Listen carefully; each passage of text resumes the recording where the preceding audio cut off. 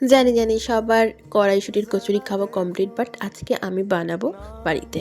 প্রথমে আমরা কড়াইশুঁটি আর আদা, কাঁচা লঙ্কা, নুন, চিনি স্বাদ মতো দিয়ে পেস্ট করে নিলাম।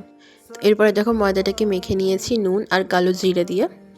দেন আমরা যেই পেস্টটা বানিয়েছিলাম ওটাকে একটু হালকা করে তেলের মধ্যে নাড়াচাড়া করতে হবে, ভালো করে, যাতে ওটাতে জল না থাকে। একদম শুকনো শুকনো করে ভাজতে হবে।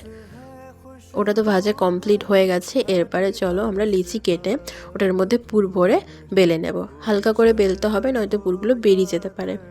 তো সুন্দর করে আমার মা বেলে নিচ্ছে, আর আমি এদিকে কড়াইতে তেল দিয়ে দিচ্ছি যতটা দরকার আর কি। তো তেলটা গরম হওয়ার পর আমি কড়াইশুঁটির কচুরিগুলোকে ছেড়ে দেবো তেলের মধ্যে। তো এরপর আমি ভাজছিলাম, এটা মা বেলে দিয়েছিল, আমি ভাজছিলাম। তো দেখো হালকা হালকা করে ভেজে নিচ্ছি।